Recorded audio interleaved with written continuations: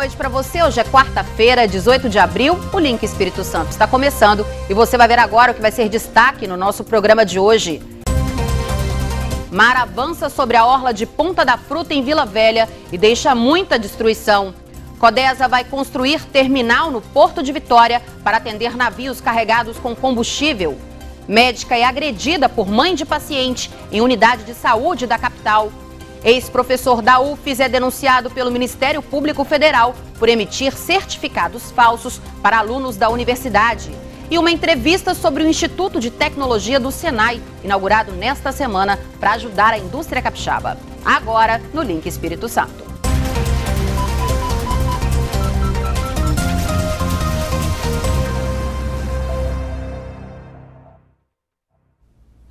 Mais uma vez, muito boa noite para você. Muito obrigada pela sua companhia nesta quarta-feira.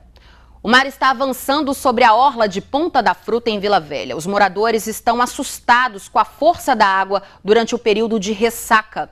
Na segunda-feira, árvores inteiras foram arrancadas, muros destruídos. Um cenário impressionante, como a gente vê agora na reportagem de Vitor Zucolotti. O cenário por toda a orla da praia de Ponta da Fruta em Vila Velha é de destruição. A impressão que se tem é de que um vendaval passou por aqui. Mas todo esse estrago foi provocado pelo mar, que avança furioso sobre o balneário. Coqueiros foram derrubados. Os muros dos imóveis que ficam na orla também não aguentaram a força da água, que por pouco não avançou para dentro das casas. Essa comerciante, que trabalha há 21 anos na região, diz que com o passar do tempo, o problema só aumenta. Cada ano pior. O anterior é melhor do que o atual, sempre. Sempre com mais água, com mais sujeira, com mais tumulto. Cada dia é mais triste. Além do prejuízo das construções destruídas pela ressaca do mar, o comércio também sente a queda no movimento. Laís conta que quem chega para curtir a praia volta decepcionado. Aqui não fica ninguém, porque além da sujeira, o mar pega toda essa parte de areia, fica sem areia nenhuma. Mesmo que a pessoa queira ficar, não tem como ficar, porque não tem areia nem para colocar uma mesa e nem uma cadeira. Por volta de 2, 3 horas da tarde, a maré sobe e vem com força total, arrastando tudo. A gente vê aqui, ó, as raízes das árvores expostas.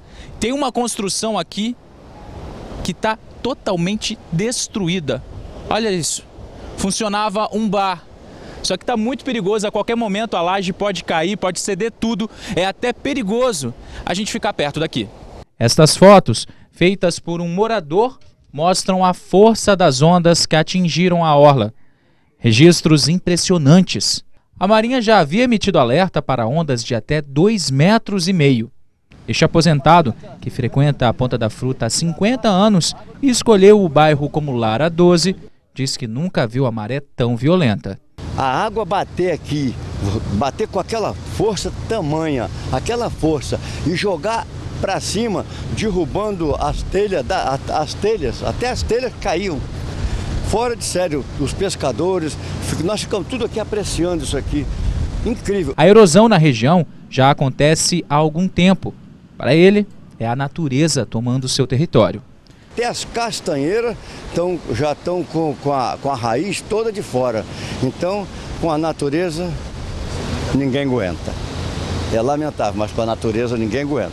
O assessor de governo da Prefeitura de Vila Velha esteve em Ponta da Fruta e disse que várias ações estão sendo feitas para amenizar o efeito da ressaca na região. Nós atendemos ali Ponta da Fruta com nivelamento de quase 100% do bairro. Só que vem as intempéries, a Cesan já está operando ali a questão do esgoto. Então, eu acho que o que nós precisamos é de estar perto dos problemas para conseguir a solução para eles. E na noite de ontem, os capixabas mais uma vez ficaram assustados com a chuva forte que atingiu a Grande Vitória. Nas últimas 24 horas, na cidade de Vila Velha, por exemplo, choveu quase 38 milímetros. Mais uma vez, vários bairros da cidade sofreram com os alagamentos. O repórter Rodrigo Schroeder conversou com Augusto Bandeira, coordenador da Defesa Civil. Olá, Adriano. Olá para você de casa. Sobre a situação da chuva aqui em Vila Velha, eu converso agora com Augusto Bandeira. Ele é coordenador da Defesa Civil Municipal. Augusto, seja bem-vindo. Eu agradeço a oportunidade de estar esclarecendo aqui o que está ocorrendo em Vila Velha. Augusto, explica pra gente, por que os alagamentos em Vila Velha são tão frequentes? Olha, Vila Velha, a gente falar de forma até jocosa, é agraciada por Deus nesse sentido. Nós temos aqui em Vila Velha todos os exemplos possíveis de problema que se pode ter de risco geológico. De um lado da Lindenberg, a gente costuma falar isso, nós temos um problema de deslizamento de massa, riscos geológicos e encosta. Do outro lado, nós temos alagamento. Então, nós temos exemplo para tudo. O ano passado, nós fizemos um curso aqui da Defesa Civil Estadual, inclusive, toda a aula prática foi feita em Vila Velha, porque aqui nós tínhamos um exemplo para tudo, para coisa boa e para coisa ruim. Então, nós temos tudo que se tem de efeito está aqui. Nós estamos praticamente ao nível do mar, nós temos uma cidade plana, então tudo isso ajuda a atrapalhar os problemas da água de Vila Velha. Isso aumenta os problemas de Vila Velha. Na segunda-feira, com aquela forte chuva, a prefeitura foi bastante criticada, pela falha aqui na estação de bombeamento de Sítio Batalha. O que aconteceu aqui nessa estação? Olha, o que aconteceu aqui é que essa estação, as outras demais estão funcionando bem, e aqui chegou a ser ligada e tudo, mas com um problema que está aqui, provavelmente um cálculo estrutural de hidráulica, que foi feito aqui erroneamente, ou provavelmente algum setor aqui que não deveria estar jogando água para essa área, isso também vai ser estudado, jogou mais água do que comporta aqui. Levantou o nível e isso faz com que automaticamente as bombas se desliguem. Isso é até bom. Ela foi programada para fazer isso mesmo, porque se ela não desligar, pode provocar uma corrente elétrica aqui de 440 volts e levar a óbito ou machucar muitas pessoas que estão no entorno. E como essa é uma água salobra, é uma água com sal, aumenta a condutividade elétrica da água, que a água comum já tem alguma condutividade, essa com sal muito mais ainda. Isso poderia provocar inclusive problema à vizinhança aqui por perto. Então é muito bom que a bomba se desligue. O problema é que a água sobe e aí nós temos que resolver de outra forma. O que vai ser feito aqui para verificar os erros, para que aquela situação não aconteça mais, não ocorra mais e a bomba funcione com a sua função aí totalmente devida? Nós não podemos afirmar exatamente do que ocorreu, mas vai ser feita uma auditoria. O prefeito determinou que fosse feito isso, uma auditoria não só contábil como técnica também. Isso de um prazo de 20 ou 30 dias, a gente já deve ter algum retorno e vai ser estudada a alternativa para fazer com que a bomba se trabalhe da forma correta. A gente deve frisar que a outra aqui do lado também, a bomba da Praia da Costa, nós levamos aproximadamente 6 meses para afinar aquela estação. No primeiro momento, quando nos foi entregue, não havia um nível de chuva tão grande, provavelmente a outra gestão não pôde fazer os testes que eram necessários, e isso é durante a chuva, você não inventa a chuva, tem que ocorrer. E naquele momento a gente descobriu que somente uma bomba funcionava por 5 minutos e desligava. E até a gente acertar isso, levou um bom tempo. Aqui a gente ainda não tem certeza, a gente tem suspeita, mas ainda não tem certeza do que esteja ocorrendo. Essa auditoria que pode dizer o que é, mas pelo sim, pelo não, a prefeitura, preocupada em dar uma resposta imediata, não deixar que ocorra novamente, está fazendo um trabalho emergencial de contenção de águas, vocês devem ter observado ali na frente, é um trabalho mecânico, com blocos, fechando a entrada, uma possível entrada de água, tanto na área do painel quanto na área dos motores. Você falou aí desse volume anormal de chuva, dessa chuva que vem repentina. Qual é a orientação para a população diante de todos esses casos, tanto da chuva muito forte, dos alagamentos, como que a Defesa Civil está atendendo a população e pode atender? O que a gente orienta de imediato, como a gente viu principalmente na segunda-feira, um momento aqui de extremo problema de caos no trânsito, muita água em toda a cidade, não só aqui como na Grande Vitória, e as pessoas saindo de casa de carro, se aventurando em entrar naquelas poças enormes em áreas alagadas, A gente aconselha que, se você está em casa, permaneça em casa, se você está na escola, permaneça na escola, se está no trabalho, a mesma coisa. Não saia, não é momento de sair na rua, não é hora de se aventurar, não deixe as crianças brincando na água, são águas contaminadas. Vila Velha ainda não tem um sistema de tratamento de esgoto para toda a cidade, toda essa água com certeza está contaminada, não faça isso. Se você está em área de alagamento, tiver sabendo que a água está subindo, tiver que salvar alguma coisa, suba aos móveis, pegue seus documentos, saia de casa, desligue o relógio elétrico, vá para uma casa de parente, de amigo, fique em local seguro. A mesma coisa nas encostas. Nós temos problemas enormes de encosta, muita ocupação irregular. É bom que se frise isso. O grande problema de Vila Velha, com essa experiência que a gente está tendo de defesa civil, são as ocupações irregulares, tanto ao lado dos canais, que são rios, eram rios, como nas encostas. Então, se constrói onde não poderia ser. Nas encostas a gente vê muita ocupação onde não deveria, com declividade enorme. A pessoa corta um talude, a pessoa constrói embaixo de pedras, de rochas, fragmentos. A gente tem visitado hoje, é terrível, né? Então, as pessoas que estão em costa, acompanhar ruídos, estalos, se tem alguma movimentação de massa, às vezes você não consegue perceber a olhos vistos, mas você acompanha através de árvores que se estão deitando, postes, cercas, você tem que acompanhar isso. E qualquer coisa ligar para a Defesa Civil, que a gente vai lá fazer uma vistoria, mas na dúvida saia do local que está em risco e vá para casa de parente, de amigo, vá para local seguro. Adriana, eu volto com você no estúdio. Bom, e por causa da chuva e da erosão, parte do acostamento da Rodovia do Sol entre Guarapari e Anchieta cedeu na terça-feira. A imagem é impressionante, né? Hoje pela manhã, a Defesa Civil esteve no local para sinalizar e isolar a área. Os motoristas devem ter atenção redobrada ao passar aí por esse trecho. Nós vamos agora para um rápido intervalo e na volta a gente fala do caso de uma médica agredida em uma unidade de saúde aqui de Vitória e as informações sobre um novo terminal de cargas para combustível que será construído pela Codesa. O Link Espírito Santo volta já.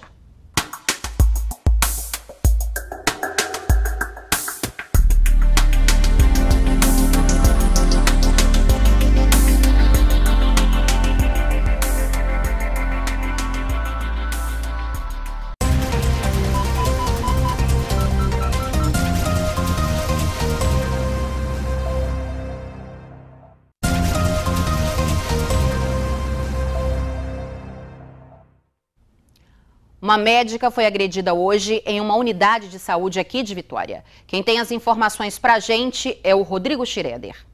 Adriana, a confusão aconteceu hoje pela manhã aqui na unidade de saúde do bairro Maria Ortiz, em Vitória. Funcionários da unidade relataram que uma mulher, acompanhada de uma criança, chegou ao consultório da médica pediatra exigindo encaminhamento para diversas especialidades. A médica, por sua vez, explicou que o melhor para a criança seria um atendimento na APAI. A mãe não concordou e agrediu a médica. Ainda de acordo com funcionários, a mulher chegou a arrastar a médica pelos cabelos. A polícia foi chamada. As duas foram para a delegacia. A agressora assinou um termo circunstanciado por injúria e lesão corporal e foi liberada. Ela irá responder pelo crime de agressão.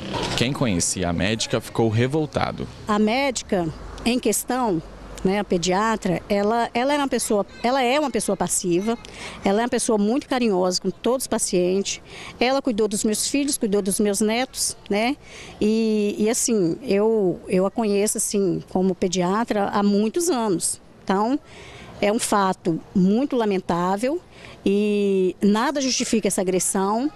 E a gente precisa mostrar para a comunidade, mostrar para a sociedade que nada justifica essa agressão. Outros fatos parecidos com esse já tinham acontecido? Aqui não, já houve agressões verbal, já houve, né? Mas não vias de fato. Então, infelizmente, essa foi a primeira vez e eu espero em Deus que seja a última. Durante todo o dia, os funcionários da unidade permaneceram lá dentro, mas não houve atendimento.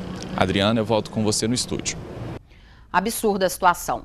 Pois é, em nota, o Conselho Regional de Medicina diz que é inaceitável a agressão sofrida hoje pela pediatra, que cumpria rigorosamente o seu atendimento na unidade de saúde de Maria Ortiz.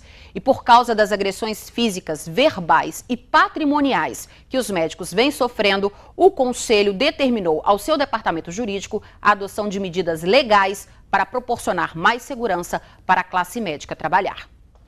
Agora nós vamos à nossa redação com a Carol Monteiro, que tem outras notícias desta quarta-feira pra gente. Ei, Carol, muito boa noite para você. Boa noite, Adriana. O Ministério Público Federal denunciou o ex-professor da UFES, Bruno Borges de Minices, por falsificação de documento público. O professor falsificou 2 certificados de participação em programa institucional de iniciação científica da universidade, que posteriormente foram usados por um estudante na Universidade Federal dos Vales do Jequitinhonha e Mucuri, para fins de aprovação em processo seletivo de mestrado. De acordo com o Ministério Público, a falsificação falsidade foi constatada porque nenhum dos documentos possuía autenticidade na Pró-Reitoria de Pesquisa e Pós-Graduação da UFES. O crime tem pena de 2 a 6 anos de reclusão e multa. E por se tratar de um servidor público, a pena pode ser aumentada em 1/6. E agora uma situação impressionante. O crânio de uma criança foi encontrado em um matagal no bairro Porto Canoa, na Serra. Foi o morador que acionou a polícia. A perícia da Polícia Civil constatou tratar-se de um crânio de uma criança de aproximadamente 8 anos. Ele foi recolhido na noite de ontem pelos peritos e foi levado para o DML em Vitória, onde permanecerá para a realização de exames. De acordo com investigadores da Polícia Civil, um exame pode ser feito no crânio para identificar uma possível causa da morte. Mas o que realmente importa nesse caso é saber a identificação da vítima. Isso só pode acontecer diante de um exame de DNA, que deverá ser feito somente se alguma família desconfiar do caso e aparecer no DML. Policiais da Divisão de Homicídios e Proteção à Pessoa informaram que o caso será encaminhado para a Delegacia de Crimes contra a Vida da Serra. E para encerrar, os capixabas que estão com dificuldades para efetuar o pagamento das contas de energia elétrica agora contam com novos pontos de atendimento em diversas regiões do estado. Segundo a diretora-presidente do PROCON do Espírito Santo, Denise Pinto, a EDP garantiu que 126 novos pontos estão sendo preparados para que comecem a operar. Ainda de acordo com a Denise, para normalizar a situação, o PROCON solicitou que o prazo para o pagamento das contas vencidas entre os dias 3 e 19 de abril seja prorrogado até a próxima sexta-feira, dia 20. Adriana. Obrigada, Carol. Na semana passada, os capixabas sofreram com a falta de combustível porque um navio da Petrobras não conseguia atracar no Porto de Vitória por causa da grande movimentação. Agora, a Codesa anunciou que vai construir um terminal exclusivo para esse tipo de carga. O novo terminal para o armazenamento de combustíveis será construído numa área de 75 mil metros quadrados no Porto de Capuaba, em Vila Velha. O anúncio foi feito pelo presidente da Codesa. Nós começamos hoje o caminho do processo licitatório, que é a abertura da audiência pública de contribuições para toda a documentação que vai compor esse processo licitatório. Esse é um trabalho que a gente já vem desenvolvendo já há algum tempo aqui na Codesa e encaminhamos para o governo federal. E o governo federal preparou, então, toda essa documentação que está hoje sendo colocada em consulta pública. Hoje o Porto de Vitória é responsável por 30% de todo o combustível que chega ao estado. O restante é recebido em portos privados. Com a construção do novo terminal de granéis líquidos aqui em Capuaba, Vila Velha, a expectativa é que esse volume dobre. Essa logística, ela é muito mais eficiente e ela traz aí uma competitividade maior, o que significa, no fim de tudo, um combustível mais acessível e, de preferência, com preço mais baixo ao consumidor final. Então, a ideia é que o Porto de Vitória possa se estabelecer como uma alternativa logística muito viável para toda a distribuição de combustível que é feita no estado e até saindo do próprio estado para outras regiões. O edital de licitação da obra deve ser publicado no segundo semestre. Serão investidos 120 milhões de reais na construção do terminal, que deve ficar pronto em 2 anos e gerar mais de 300 empregos diretos e indiretos. Acontecendo agora o processo licitatório ainda esse ano, a nossa expectativa é que o terminal já esteja implantado, no máximo em 2 anos ele esteja construído. A gente coloca um cronograma de obras de até 2 anos para que a empresa tenha condição, a empresa ganhadora tenha condição de fazer todo esse seu processo de construção. Vamos ver agora o que é notícia lá no nosso portal R5, Emanuela Teixeira. Emanu, muito boa noite para você. Boa noite, Adriana. A 8ª turma do Tribunal Regional Federal da 4ª Região negou hoje, por unanimidade, o último recurso apresentado pela defesa do ex-presidente Lula. Com a decisão, a defesa esgotou todas as possibilidades na segunda instância. Agora, os advogados de Lula disseram que vão protocolar um novo recurso em 3ª instância no Superior Tribunal de Justiça. O ex-presidente foi condenado na ação do Triplex do Guarujá em setembro de 2016. Ele foi acusado de ter recebido o apartamento como forma de propina. Lula ainda é réu em mais 6 processos. A assessoria do PT informou que, mesmo diante dessa derrota, Lula continua sendo pré-candidato à presidência nas eleições desse ano. E um assaltante foi detido pela Polícia Rodoviária Federal na BR-262 ontem à noite, no momento em que tentava roubar um veículo conduzido por uma mulher. Os policiais passavam pelo trevo que dá acesso ao município de Domingos Martins, quando encontraram o veículo parado no acostamento. Quando os policiais tentaram abordar o carro, os suspeitos fugiram em direção à mata. Um deles foi preso e o outro conseguiu fugir. A vítima estava no interior do veículo muito nervosa e disse que os bandidos queriam levá-la para um banco para sacar dinheiro. O bandido foi levado para a delegacia de Viana e, de acordo com a Polícia Civil, ele é acusado de participação em vários assaltos na rodovia.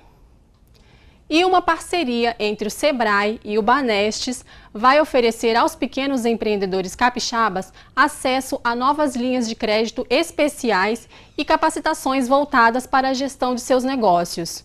Uma das linhas vai disponibilizar até 50 mil, com prazos de pagamento de até 36 meses e taxas de juros menores do que as praticadas por outros bancos. Mais detalhes sobre essa notícia você confere lá no portal R5. Adriana.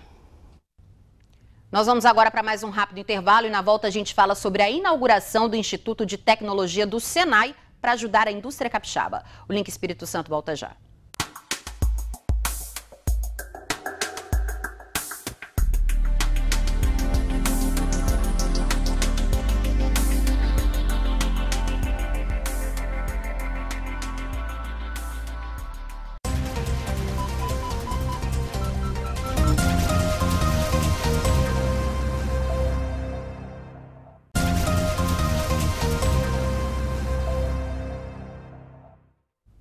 Estamos de volta com o link para todo o estado. Para apoiar as empresas no aumento da produtividade com menos recursos e processos mais eficientes, o Senai acaba de inaugurar um Instituto de Tecnologia que será pioneiro em práticas voltadas para eficiência operacional. E esse é o assunto da entrevista exclusiva de hoje com a Carol Monteiro.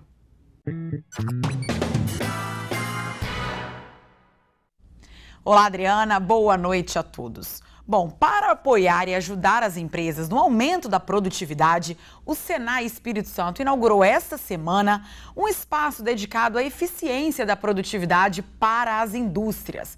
E é sobre esse assunto que a gente conversa agora na nossa entrevista exclusiva e a gente recebe a gerente de inovação e tecnologia do Senai, Juliana Gavini. Boa noite, Ju. Seja bem-vinda aqui ao nosso Link Espírito Santo. Boa noite, Carol. Obrigada pelo espaço. Bom, conta pra gente, o que é esse espaço e o que o Senai está preparando principalmente para essas grandes indústrias aqui no nosso estado? Bom, esse ambiente é o Instituto Senai de Tecnologia em Eficiência Operacional.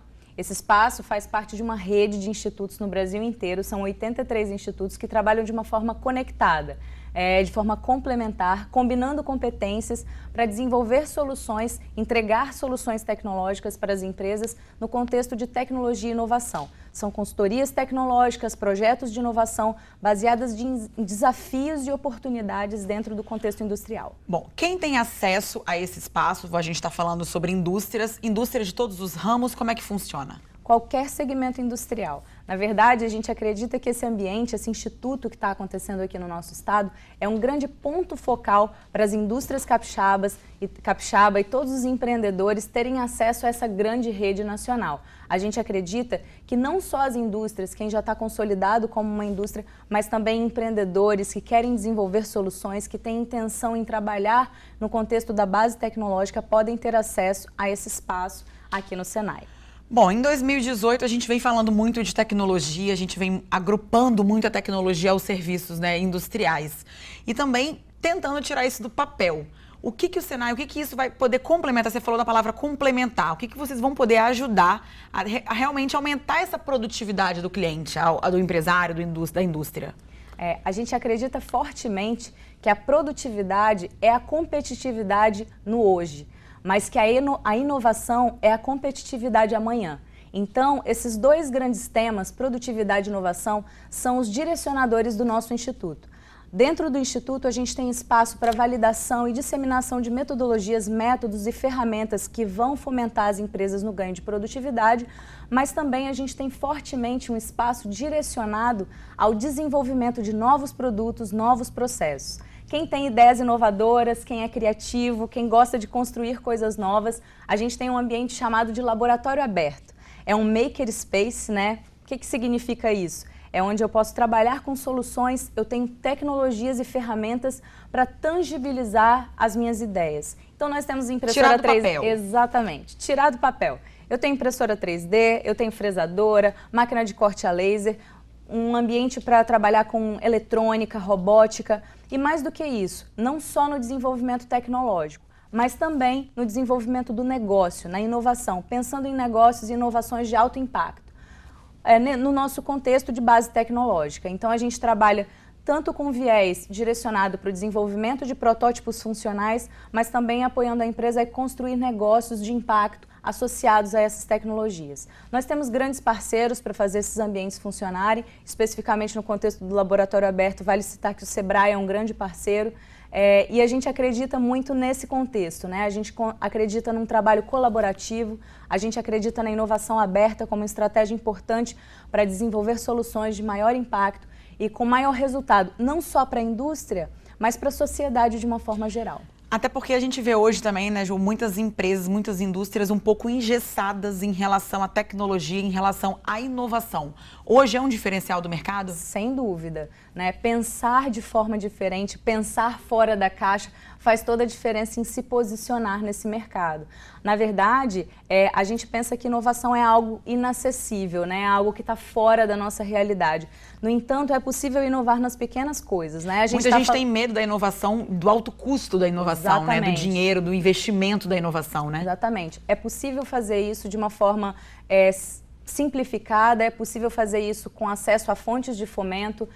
O nosso instituto, né, esse ambiente que a gente está inaugurando aqui no Senai Espírito Santo, a gente tem uma grande satisfação em estar inaugurando esse espaço justamente para trazer e dar o acesso às empresas a essas questões. A gente tem acesso a várias fontes de fomento para ajudar a viabilizar esses projetos, a ajudar a viabilizar esses atendimentos e ajudar as empresas a serem mais competitivas. Foi o que você falou lá nisso, é um complemento mesmo, exatamente, né? Uma ajuda, um apoio, aquele braço que talvez as empresas precisam e também não têm um acesso, e é a oportunidade que o Senai está dando. Exatamente. Todas as indústrias, você falou, podem ter acesso a esse instituto? Podem. É aberto a qualquer tipo de empresa, de todos os portes e todos os setores industriais. Mas reforço, né? Não é exclusivamente direcionado à indústria. A gente tem espaços dentro desse instituto que também podem ser acessados pela sociedade de uma forma geral. Às vezes a pessoa é um criativo, tem boas ideias, está ali em casa, mas não tem a estrutura para transformar aquilo em algo palpável, em um protótipo. Quem sabe nós temos bons negócios aí de base tecnológica que podem ser desenvolvidos. A gente tem muita gente criativa que está escondida em casa, né? Escondidos em casa, e quem sabe a gente tem aí bons negócios que podem surgir, fortalecendo, né, os negócios de base tecnológica. Aqui no nosso estado a gente tem um ecossistema de inovação forte que está crescendo cada vez mais, então a gente acredita que esse ambiente, né, esse nosso instituto, junto obviamente com todos os parceiros do ecossistema local, podem ajudar a fomentar isso e crescer, transformar o ambiente de Vitória, do Espírito Santo, em um terreno fértil para esses bons negócios, para fortalecer. O Espírito Santo que está sendo referência e crescendo muito na área industrial também, né, Ju? Sem dúvida. A gente tem um parque industrial bastante diversificado, com vários segmentos de destaque, segmentos pujantes, que tem um potencial muito grande para crescer. E a gente acredita nesse crescimento baseado fortemente em ganhos de produtividade e também em negócios cada vez mais inovadores, não só com inovação de produtos, mas também com inovação de processos, né? O olhar para dentro, o olhar para o processo produtivo, entendendo de fato como melhorar. A necessidade do cliente, a necessidade da indústria propriamente dita, né? Então, o nosso time interno, olhando para a nossa estrutura, nós temos uma equipe com formação multidisciplinar, equipe que já atua como consultores há algum tempo, novos consultores, pessoas que têm experiência industrial, que estão disponíveis para acessar as empresas, para conhecer as necessidades, entender os desafios e pensar em transferência de tecnologia, pensar em novos projetos de inovação, buscando fontes de fomento, trabalharmos com protótipos. A gente tem um potencial enorme de trabalhar juntos e ajudar as empresas a crescerem. Já é semana de inauguração do Senai e fica o convite para todas as indústrias, todo mundo pode ter acesso, pequenas e grandes indústrias e também o mercado capixaba em geral, né? Em geral. Empreendedores, pequenas empresas, médias empresas, grandes empresas, estamos de portas abertas. O Senai está cada vez mais disponível a vocês. Dividam conosco os seus desafios. A gente vai juntos trabalhar em soluções cada vez mais tecnológicas, direcionadas para o aumento de competitividade das empresas. Produtividade em geral, com certeza. Esse é o nosso objetivo. Bom, Ju, a gente agradece a sua presença. Sucesso no novo instituto. Obrigada. E com certeza traga novidades sempre pra gente aqui. Isso aí. Tá. Senai de Vitória, Avenida Beira-Mar. Estamos esperando vocês. Obrigada, Ju, mais uma vez. Adriana, a gente volta aí no estúdio com você. Boa noite a todos. A gente vai agora para um rápido intervalo e na volta tem as notícias de todas as regiões do estado. Então não sai daí que o Link Espírito Santo volta já.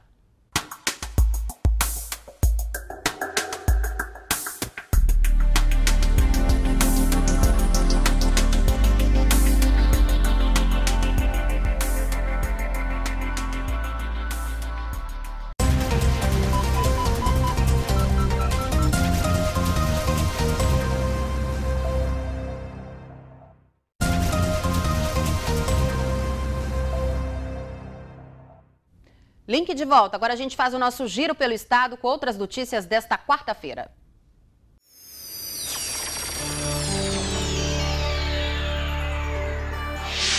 Olá, boa noite para você que nos acompanha aqui no Link Espírito Santo. Hoje, 18 de abril, é o Dia Nacional do Livro Infantil. Em tempos onde principalmente crianças e adolescentes estão a todo tempo online pela internet e utilizando diversos aparelhos, as Secretarias de Cultura e de Educação aqui de Colatina promoveram uma ação hoje na Biblioteca Municipal. O objetivo, claro, não deixar que a importância do livro desapareça diante do avanço tecnológico. Fantasiados a caráter. Foi assim que alunos da Rede Municipal de Educação de Colatina celebraram o Dia Nacional do Livro Infantil. Aproximadamente 70 estudantes se reuniram na biblioteca da cidade para comemorar este dia especial. Da melhor maneira, cercados por livros. O destaque foi para o autor Monteiro Lobato, grande nome da literatura infantil brasileira. Foi uma manhã diferente para 3 escolas do nosso município. Nós trouxemos as crianças para cá para conhecer um pouquinho da história de Monteiro Lobato, de outros autores brasileiros e mostrar a importância da literatura desde a vida escolar, né? Então foi muito legal, uma manhã recreativa, uma manhã dinâmica, uma manhã muito feliz. A leitura, ela tem uma função primordial na nossa vida, né? Do conhecimento, de trazer as informações. E para nós que trabalhamos com livro, com conhecimento, nós queremos levar isso para fora da biblioteca, né? Ou trazê-los para cá, como aconteceu hoje. A pequena Maria Luísa, de 10 anos, aprovou esta manhã diferente. Uma aula fora dos muros da escola. Ela conta que gosta muito de ler e aprendeu este hábito com as irmãs. Os livros preferidos dela são os de romance. Quanto mais a gente lê, mais a gente aprende, mais nós escrevemos melhor, a gente vai ler melhor e seremos pessoas melhores e mais inteligentes. E o objetivo deste dia, além de destacar a importância da leitura desde a infância, é também de incentivar esta prática investindo em um bom acervo de livros, como aqui na Biblioteca Municipal de Colatina. Um local de lazer também para as crianças.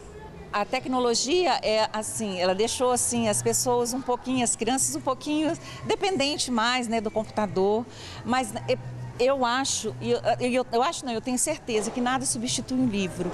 O livro está nas suas mãos, você manusear, você folhear, o cheiro do livro, né, a imagem, você ter ali, não é a mesma coisa. E a gente incentivando esse prazer, esse hábito desde os pequenininhos, e a gente não larga mais, porque é como se a gente fosse viciado em leitura, e é um bom vício. A Cristiane é babá destes pequenos e toda semana traz eles aqui. O Felipe escolhe o livro e, enquanto não aprende a ler, se encanta com as figuras e histórias contadas. Eu conto a historinha para ele, ele se imagina na história, né? É como se ele estivesse entrando dentro da história mesmo. Eu conto, eu faço gestos, eu faço o barulho dos bichinhos. Então eu acho que é uma boa para eles, é um aprendizado, né? Os pais deveriam, sim, trazer mais as crianças na biblioteca, para ampliar, né, os conhecimentos das crianças. A Biblioteca Municipal de Colatina está sempre de portas abertas para receber o público e contribuir com o hábito da leitura durante todo o ano. A biblioteca funciona desde 1989 e, apesar dessa era tecnológica da internet, ela não caiu em desuso. Ela mudou um pouquinho. Hoje as pessoas vêm aqui atrás dos livros de literatura, o empréstimo a essa movimentação é muito grande e também para utilizar o espaço para estudo. Então venham conhecer a nossa biblioteca, vocês que não conhecem, venham, nós temos livros maravilhosos à espera de vocês. Incentivem os seus filhos a ler, isso é muito importante. Nós funcionamos das 7 às 18 horas. Você pode vir aqui, fazer o seu cadastro, faça a sua carteirinha e fique à vontade. Dia Nacional do Livro Infantil, parabéns aí à Secretaria de Cultura e Secretaria de Educação aqui de Colatina, né, que se uniram para a realização dessa ação lá na Biblioteca Municipal. Lembrando que a biblioteca, como você viu aí na reportagem, ela fica lá no bairro Esplanada, lá na Praça Sol Poente e funciona de segunda a sexta-feira, sempre de 7 até às 18 horas. Essas são as informações aqui de Colatina, agora vamos para o município de Linhares.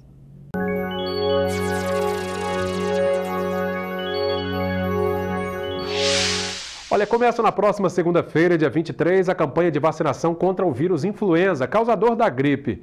Aqui em Linhares, na última semana, cerca de 120 técnicos em enfermagem que trabalham nas salas de imunização das unidades de saúde dos bairros foram capacitados. Nesta semana, outros profissionais participaram de uma web palestra organizada pelo Sistema Telesaúde ES, que é uma iniciativa do Instituto Federal do Espírito Santo, IFES. De acordo com a superintendente da Vigilância em Saúde de Linhares, Doris Schmidt Corona, os treinamentos foram previamente planejados para atender a crescente demanda nessas salas de imunização.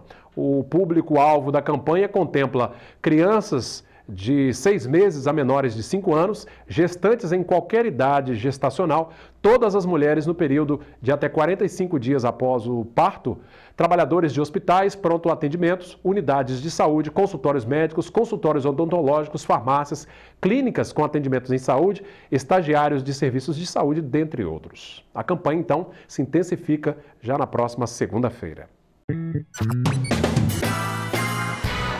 Bom, e a gente conversa aqui nos estúdios da Rede Sim Record News em Linhares hoje com a doutora Bárbara de Castro Alves, médica ginecologista.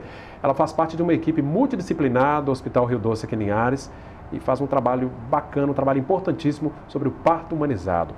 Tudo bem, doutora Bárbara? Tudo jóia. Doutora Bárbara, um tipo de parto que tem sido já, o SUS tem tentado oferecer já Brasil afora, que é muito mais acolhedor, os benefícios são inúmeros, né? São, sem dúvida. Bem, a mulher, na verdade, o parto humanizado, ela é todo, como a gente já conversou sobre isso, né, numa outra entrevista, é todo um processo que vai desde o pré-natal até o momento do parto. Então, essa paciente, ela entende o que é bom para ela, o que é bom para o bebê, ela tem autonomia para fazer essas decisões. E durante o trabalho de parto, a gente tira aquele ambiente, por vezes até hostil do hospital, né? A gente coloca ela num ambiente mais acolhedor, a gente tem um apoio psicológico, o apoio... Todo o acompanhamento que ela tem. Todo o acompanhamento. E a paciente, ela tem autonomia de andar, de comer, de se movimentar, recebe massagem, ouve música, tudo que proporcione o melhor momento para ela. Doutora Bárbara, isso é uma volta, porque assim, no passado o parto natural era o que se tinha, né? Aí entrou a cesariana como recurso necessário em muitos casos, mas enfim... com certeza para a paciente a recuperação é muito pior, né? Não tem nem comparação, né? Sem dúvida. A paciente, por vezes, ela escolhe a cesariana com medo daquele parto com muita manipulação, aquele parto com corte na vagina, empurrando a barriga, que há alguns anos atrás a gente conhecia como sendo o correto, acelerar o parto para dar menos complicação. E hoje em dia a gente vê que não é assim. Quanto menos intercorrência, quanto menos a gente interferir nesse processo. No parto, menor a chance de complicação e melhor a satisfação da paciente. Pois é, então eu imagino que a tendência é que nos próximos anos, nos hospitais, a gente tenha cada vez mais partos naturais, humanizados, né? Se Deus quiser. Claro, e esse ambiente humanizado é fundamental, porque assim, esse trauma vem exatamente daquele parto, né, sem um acompanhamento com a equipe multidisciplinar, com muitos traumas mesmo, né, com muitas dores, né? Sim, assim, a dor da contração ela é inevitável, né? Basta a paciente entender e a gente conseguir diminuir essa dor na medida do possível, né? Por isso que eu acho muito necessário não só o médico, como a enfermeira obstetra, a doula, que mexem nessa parte emocional da paciente. Agora, a opção pelo parto natural, ela vem muito antes, às vezes até da própria gestação, da própria gravidez, né? Essa conversa com o médico aí já ir se preparando, né? Sim, hoje o conhecimento ele está aí, né? As informações elas estão aí. Então a paciente por vezes já entende o que é o parto humanizado, já vem com uma informação muito grande e ela vem à procura do profissional que a apoie nesse tipo de parto. Agora, se a gente for fazer uma conta rápida, os ganhos são inúmeros, né? Não dá nem para comparar com a cesariana, tanto para a mãe quanto para o bebê, né? Nossa, durante o trabalho de parto, a mulher produz ocitocina, que além de produzir as contrações, ela é responsável por liberar o leite. Então, assim, a liberação de leite da mãe que entrou em trabalho de parto, ela é muito maior. Ela amamenta o bebê na primeira hora, isso é muito importante para o bebê, para a imunidade do bebê. O cordão umbilical, ele é clampeado de maneira mais tardia, o que também tem benefício para o bebê.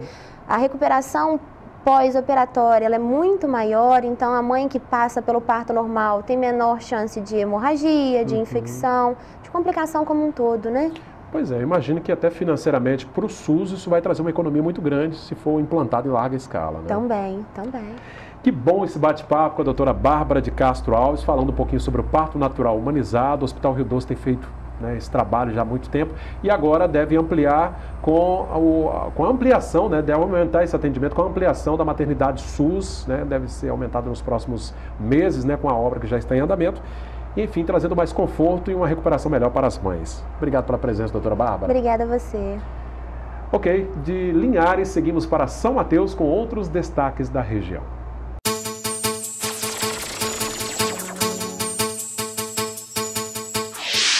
Olá, boa noite. Nos destaques de São Mateus e região.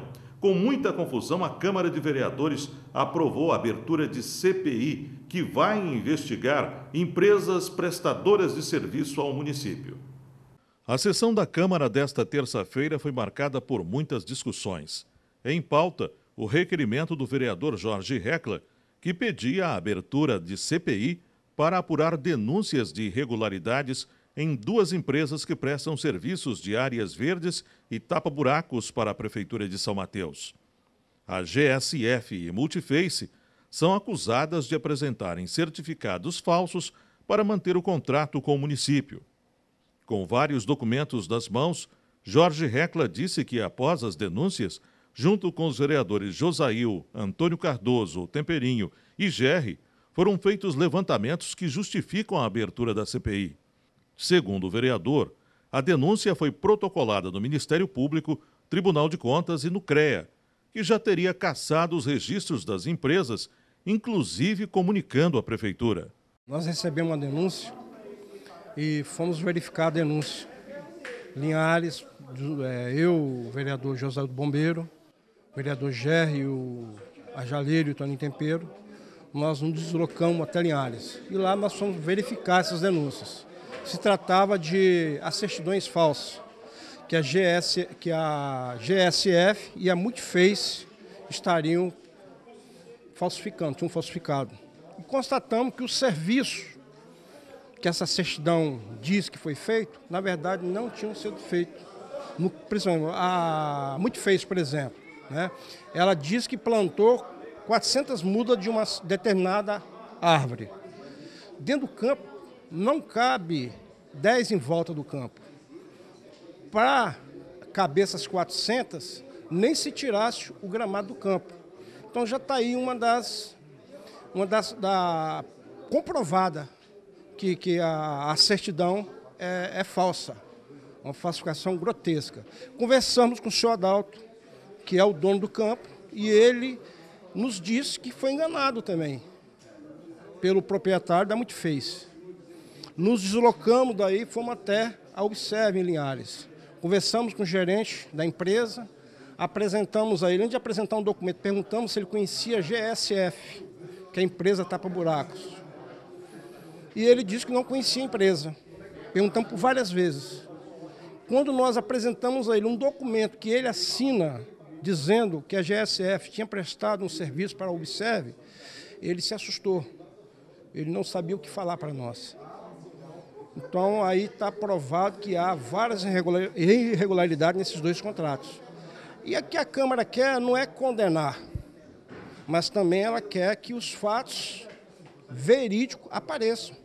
Se há irregularidade no contrato, que a empresa devolva os recursos públicos que ela recebeu, que ela está irregular, e que puna os culpados. E se tiver inocente, a CPI vai dizer também, vai inocentar o executivo. Agora, que receba as punições, quem merece receber as punições. Já o vereador Francisco Amaro, líder do governo na Câmara, disse que não precisava abrir CPI, pois o município já suspendeu temporariamente os contratos com as empresas citadas e que tem farta documentação de que tudo foi feito de maneira legal pelo município. Eu votei contra primeiro porque eu tenho em mãos documentos fornecidos pelo município, pela Prefeitura de São Mateus, com toda a clareza e toda necessidade que precisa de ser apresentado esses documentos, comprovando de que o município ele não foi omisso em nenhum momento naquilo que diz respeito aos contratos feitos com essas empresas. Priorizaram o menor preço, toda a documentação, a licitação ela foi feita de forma pública e transmitida ao vivo. Então, assim, e essa denúncia ela foi feita à Câmara Municipal e ao Ministério Público. O Ministério Público já está apurando isso, já solicitou documentos à Prefeitura, já recebeu essa documentação. E como no passado essa casa também propôs abrir uma CPI do transporte escolar e que o Ministério Público já estava investigando, eu optei por votar contra naquele momento. E agora eu estou usando o mesmo critério. Eu não votei a favor da CPI, primeiro porque eu tenho certeza absoluta que a documentação que nós temos em mãos, fornecida pelo município, ela é uma documentação verdadeira. Agora, o município não foi omisso e jamais será. E quem errou vai ser punido. A partir do momento que o município souber que empresas falsificou documento para poder ganhar uma licitação, o município, inclusive, já mandou parar os contratos. Denúncias de um lado, defesas de outro. O presidente da Câmara, Carlos Alberto, do PSB, colocou o requerimento em votação. 5 vereadores foram favoráveis à abertura de CPI. Jorge Recla, do PTB, Antônio Carlos Cardoso Temperinho, do PRTB, Gerry Pereira, do PRTB, Josaildo Bombeiro, do PTB e a Jalírio, do PHS. Votaram contra os vereadores Amaro e Doda Mendonça. Se abstiveram de votar os vereadores Aquiles, Jaciara e Paulo Chagas. A abertura da CPI foi aprovada. E esse foi o nosso destaque de hoje. Mais notícias no rsim.com.br.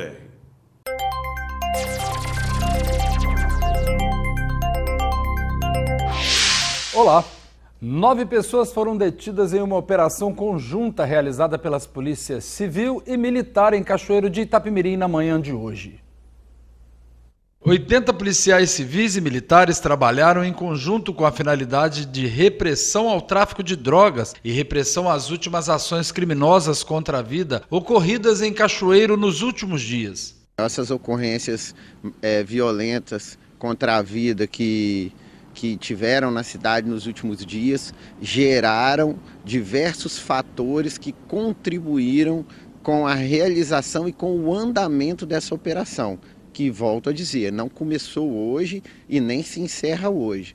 Ela hoje teve uma etapa, durante essa etapa 9 pessoas, como já disse, foram encaminhadas à presença das autoridades policiais. Esses crimes violentos que vêm ocorrendo na cidade e outros que ocorreram no passado fizeram parte do arcabouço de informações que contribuiu para a identificação de alguns endereços e criminosos alvos da operação de hoje. Ainda era madrugada quando a ação teve início com destino a 4 bairros de Cachoeiro, com apoio de policiais de todo o sul do estado.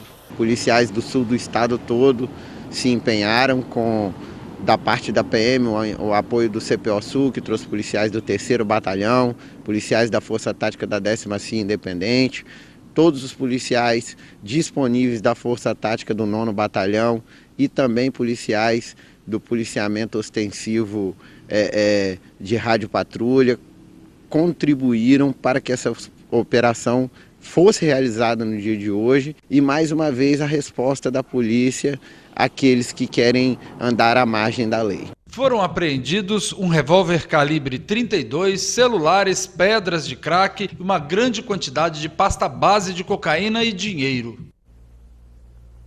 Pois é, e agora vamos falar de cultura. Em comemoração ao Dia Nacional do Livro Infantil e ao Dia Mundial do Livro, que é celebrado no próximo dia 23, escolas da Rede Municipal de Cachoeiro realizaram atividades especiais voltadas à leitura.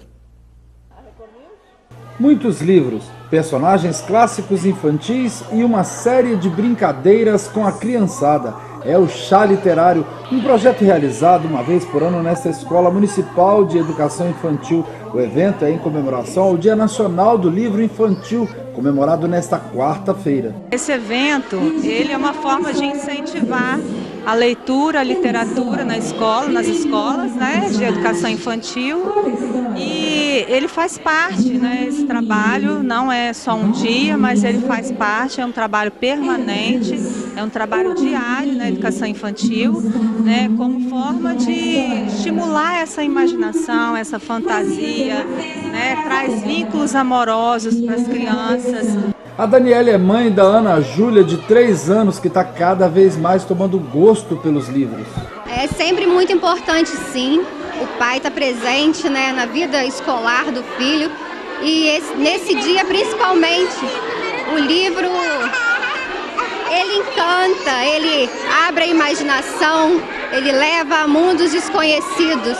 A criançada se divertiu para valer junto com os pais. Teve leitura, teve contação de história, teatro, café da manhã. A Roberta e o Pedro são os pais do João Vitor, que já tem o seu livro e personagem preferido. Do Menino Maluquinho. É mesmo? Você gosta muito do Menino Maluquinho? O que você mais gosta do Menino Maluquinho? O que ele faz que você gosta? Ele bagunça. As crianças hoje já sabem, desde novos, né, mexer em celulares e tudo mais, e esquece um pouco os livros. E um momento como esse é extremamente importante para desenvolver a curiosidade nos livros, na leitura, entendeu?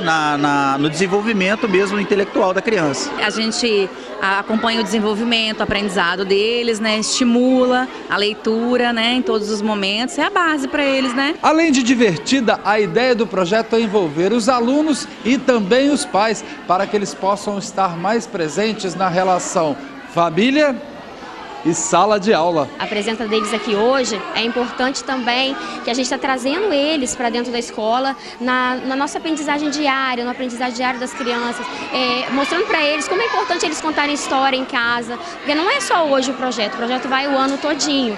A proposta da Secretaria Municipal de Educação é fazer um trabalho mais intensivo com a leitura para incentivar a criançada a tomar gosto pelo bom e velho livro. O celular, né, chama muita atenção das crianças, mas o livro, sabendo incentivar, sabendo estimular, ele chama muito mais atenção, porque tem muitas figuras, né, muitas imagens que as crianças se interessam. Né? As crianças da educação infantil, eles se interessam muito por imagens, por figuras representativas, elas leem imagens a todo momento, apesar de ler os ícones do celular, né? As imagens do celular, mas o livro ele é real. Para os professores, essa proposta pedagógica tem grande importância para o estímulo da imaginação das crianças que estão começando a aprendizagem, e os resultados já estão aparecendo. Nós temos a roda literária e é impressionante assim que quando a gente canta uma musiquinha para começar a história, todo mundo já fica atento, né? O pequenininho lá já fica atento e depois eles querem recontar a história que nós contamos. Então, assim, é importante também ressaltar a forma que você conta a história para a criança. É importante o seu gesto, usar fantoches, detoches, usar imaginação mesmo para que a criança entre naquela história. Isso faz toda a diferença no resultado. Realmente faz mesmo, né? Bem, de Cachoeiro de Itapemirim, voltamos à Vitória.